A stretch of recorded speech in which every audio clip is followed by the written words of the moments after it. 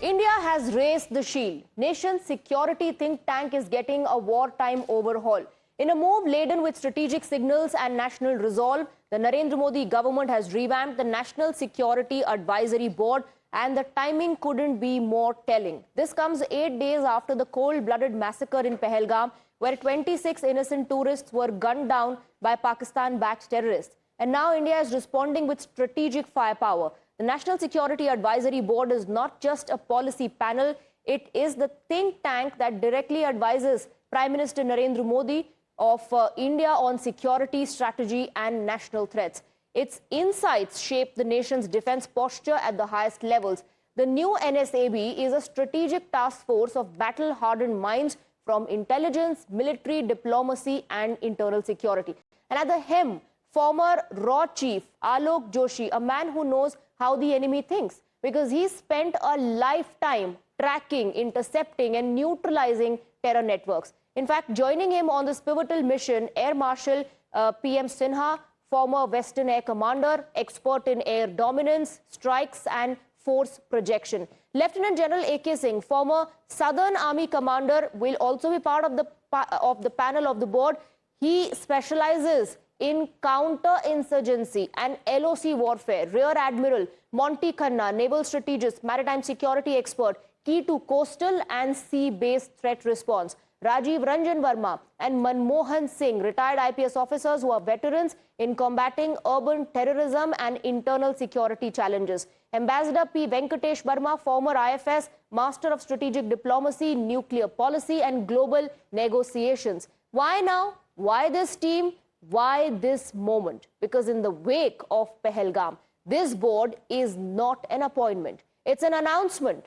Announcement to India's enemies that India's retaliation will be precise, planned and powered by strategy. Let me go across to Pradeep. He is getting us more details on that, on the overhaul in this particular board, which in fact is going to act like a think tank. It keeps the Prime Minister apprised of the developments from the security point of view and the changes that have been made. The changes just after the Pahalgam attack, like we've been saying, is an announcement to the terrorists, the perpetrators, their backers, and in fact the entire world, Pradeep.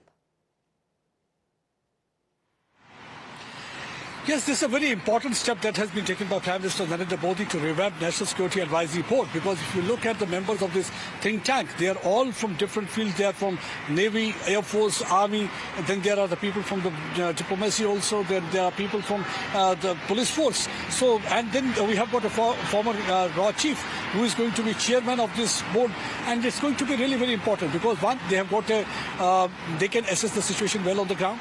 They will be able to guide Prime Minister in a proper way, and they will be able to, in fact, strategize things in a better manner. Because at the end of the day, India is not really going for a knee-jerk response. India will not fall into any kind of a trap from the enemy side, because the enemy will try to provoke India, but India will not fall into that trap. India will not go for any kind of knee-jerk response, because they will properly strategize the situation on the ground, and also see the pros and cons of the way the adversary will also be acting and reacting, and accordingly they are going to devise their policy and strategy so that they are going to hit hard Pakistan and hurt them most. That's what actually India's policies. If we talk about the chairman of this National Security Advisory Board, this man had been the RAW chief. He has also been part of the IB also. That means he has best idea about internal aggression, also about the external aggression. So he can understand the situation well, because Pakistan has always tried to keep hinterland boiling by pushing in terrorists into this side of the border, and then continue with the provocation from the line of control as well as international border. So though having this such a man of such a caliber who is going to head the advisory board, definitely his advice is really going to be very important at this critical juncture, because he is going to tell Prime Minister what actually is required. Then you have people from the different field. You have got a man called A.K. Singh. A.K. Singh is from the Southern Command, who is a retired army officer. So he understands the situation again well, how the ground forces can really operate if we are planning any kind of a strategic surgical strike, how really the forces can go ahead, looking into all the aspects from the side of the country that is planning to carry out attack, and also what actually the hostile nation must be thinking of how they are going to retaliate. Then we have got the maritime security expert also. Stay on with us. We have experts with us on the broadcast. Professor Brahmachalani, strategic affairs expert, And we also have R.K. Yadav, former RAW officer. I want to begin with you, Professor Chelani. How are you looking this development, this overhaul of the board after the Pahalgam attack? I don't think the reconstitution of the National Security Advisory Board has anything to do with the Pahalgam massacre. This board has a fixed term and periodically it's reconstituted. I was a member of the first National Security Advisory Board that was established by the then Vajpayee government, and that first NSAB prepared India's draft nuclear doctrine. We also prepared India's first strategic defense review. Since then, the NSAB's importance for successive governments has declined. So one is not sure to what extent the Modi government, for example, takes advice from the NSAB in a serious way. The fact is that the NSAB's job is to provide advice. It's not a policy-making body. It only provides inputs from outside. All the members of the NSAB have always been outsiders. The present NSAB, which has been newly constituted, comprises entirely of retired officers from the government and the services. So their job is to provide inputs, advice, as and when sought by the people in the government. To what extent that advice is taken on board, one doesn't know. All right. I'd also like to know what Mr. R.K. Yadav has to say about the constitution, the overhaul of the board. What are your views? And like Professor Brahmacharani said, they have a fixed tenure, so it's not like it's happening after the Pahalgam attack, but does it in any way send out a message? Mr. Alok Joshi was Deputy NSA under Mr. Doval. Till now he was there. National Security Council is also functional under Mr. Doval. They also review day-to-day developments, and I fail to understand what this board will do without any advice from the National Security Council, which they are getting from RAW and other agencies. This board can only advise if the first-hand informations are supplied to them. That informations are routed through Mr. Doval. What this board will advise if they are not getting the proper day-to-day information from National Security Council or from RAW or IB or other agencies. This board is just, you can say, has been created, but its overall functioning ability can be judged only if they work independently. On what basis they will advise the Prime Minister if they are not getting the day-to-day information from the RAW and IB and other agencies. This is the main issue. National Security Council is also functional. So in my opinion, these multiple working inside the government at this time can make things messy. Instead of giving a direct and concrete information, which only National Security Council is getting from RAW, IB and other agencies.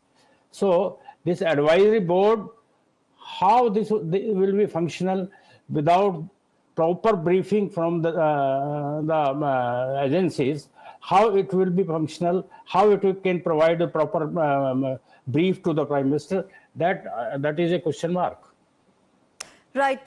Professor Chelani, if I can understand from you, of course, these kind of meetings will also discuss the kind of foreign policy that now India moves forward with. We did see the External Affairs Minister, Dr. Jaishankar, reach out to G20 and G7 nations.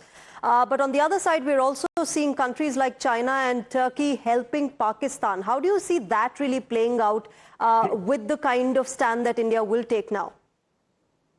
You raise an important issue. The fact is that Pakistan is not alone. Pakistan is being propped up by China against India. For many years now, China has sought to build Pakistan as a military counterweight to India. It has supplied nuclear weapons technology to Pakistan. It has supplied complete missile systems to Pakistan. In recent days, after the Pahalgam massacre, China has rushed new weapon stocks to Pakistan, including air-to-air missile systems for use against India. It tells you how deep the nexus is between China and Pakistan. In fact, there are thousands of Chinese troops stationed in Pakistan-occupied Jammu and Kashmir, especially in Gilgit-Baltistan. So China's involvement in Pakistan is quite deep. On top of that, Pakistan is also getting drones and other weapon systems from Turkey. The fact is that otherwise, Pakistan is quite isolated internationally. The Trump administration, by and large, is supporting India. And Pakistan is clearly under intense pressure. It's under intense pressure both internationally and domestically. Domestically, its economy is in doldrums, its political situation is pretty difficult, and the military in Pakistan, which traditionally has been respected by the Pakistanis, it has seen its respect erode as questions have been raised about the way it actually controls not just the politics, but even the economy of Pakistan. And today, apart from Pakistani Punjab, the other areas of Pakistan are facing unrest. There is either separatist movements against the state, against the Pakistani state, or there is apparent or open discontent against the Pakistani state. So today, Pakistan's situation is really quite a difficult one, and then it had made the mistake of carrying out this attack in Pahalgam, and now it's going to face the consequences of its actions. Right. Mr. Yadav, you want to comment on, how this really moves forward? The fact that, a lot of strategizing is taking place in terms of the now, what action will be taken by India against Pakistan-sponsored terrorism. Not a lot can be revealed also publicly what goes on in these meetings. But for starters and for the understanding of our viewers, what all contours are touched upon when we talk about a government strategizing its response against a country that has been perpetrating terrorism on its soil? Now, what is left to think? When this massacre has taken place and when it has stopped since 1989, I'm observing since then. So, some decisive action should be taken at once, because every countryman is really in anger, and we cannot tolerate all these things any more further. We have seen Bombay attack. We have seen so many attacks in India. Since 2014, these attacks are minimized. I think most of these are stopped after Mr. Dawal take over as NSA, and he is contained to some extent. But Kashmir issue is really still a big issue for us, and whatever is happening there, it is continuing, and we are not able to contain it. And this is a really this is really important for the national cause, and government should take a very strong retaliation against Pakistan, be inside attack by Army or by Air Force, or whatever the government decide, and what are this advisory board will advise the Prime Minister. So retaliation should be very strong, so that in future these things should be stopped. Yes. Professor Chelani, it's all very well to talk about how this needs to be curtailed. Yes, we've been talking about it for decades now, how Pakistan needs to stop perpetrating terror. But the fact of the matter is that Pakistan does get external help. And I want to particularly focus on the American role. Because in the 70s and 80s, we did see an American inclination towards Pakistan. It's only starting 90s onwards that we saw the US-India ties strengthening and sort of getting better. In terms of what role America can play at the moment, what do you think it would be? You're right to talk about the US role in propping up Pakistan. American policy for a long time sought to build up Pakistan to ensure that India did not have dominance on the subcontinent. So successive US administrations armed Pakistan to the teeth. They, in fact, even turned a blind eye in the 1980s to Pakistan's covert pursuit of nuclear weapons. This only changed much later when India's rise became so apparent and the asymmetry between India and Pakistan became so wide that American policymakers began to realize that there is no way they can continue to pursue the old paradigm of seeking to equate India and Pakistan. So reality forced them to change course, and the American role then was taken over by China. China has since then been seeking to ensure that Pakistan remains a military counterweight to India. Trump, in his first term, fundamentally changed America's Pakistan policy. He cut off all American security assistance to Pakistan, and he said that all that Pakistan has delivered back to the US is lies and deceit and terror. But then when Joe Biden came to office, his administration, if you would recall, it changed policy course on Pakistan to some extent. It modernized Pakistan's F-16s, upgrading them against whom? The F-16s are against India. So in a way, the Biden administration helped Pakistan's air power to become more lethal against India. Now Trump is back, but what Biden administration did holds importance for India in the current crisis. The F-16s that Pakistan has, these upgraded, modernized F-16s, are a potent threat against India. And when India seeks to exact revenge over the Pahalgam massacre, it'll have to do it in a cautious and calibrated way, knowing that Pakistan will decide to hit back and that Pakistan has the air power to inflict some damage on India.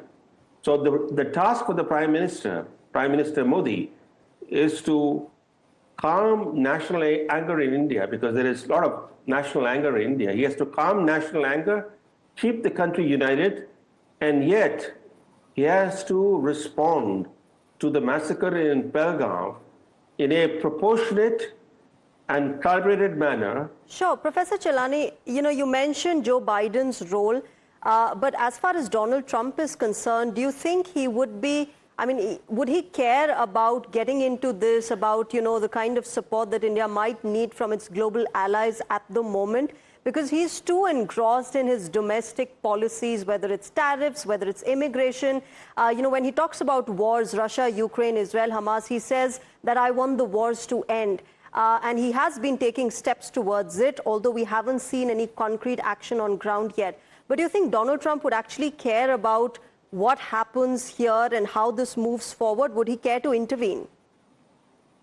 You raise a very good question. The thing is, as you rightly point out, that Trump's attention is focused elsewhere. The last thing he wants is another international crisis. But it's important to also note that since the Pahalgam slaughter of Hindu tourists, the Trump administration has come to India's support quite fully and in a forthright manner. You look at the statements that have been made by the Secretary of State, Mark Rubio, the Director of National Intelligence, Tulsi Gabbard, the Defense Secretary, Hegseth, almost everybody in the Trump administration who has spoken out on the massacre have made it clear that they are on India's side. Nobody in the West, not the Trump administration certainly, has criticized India for deciding to keep the Indus Waters Treaty in abeyance. Pakistan thought that if India were to take some step on the Indus Waters Treaty, there would be strong Western reaction. Pakistan is very disappointed that there hasn't been this kind of reaction. In fact, the West has been quiet. And this gives India room to do what it should be doing in any case, irrespective of whatever reaction there may be from countries elsewhere. India has to look after its own security. It has to look after its vital interests. It cannot allow a state, a rogue state, that periodically carries out attacks on innocent civilians in India. Yes. To go unpunished. But the punishment has to be such that it deters Pakistan from carrying out further acts of terror against India. In other words, India should now be seeking to look for ways to impose sustained costs on Pakistan. Yes, a one-off operation like Balakot will not suffice.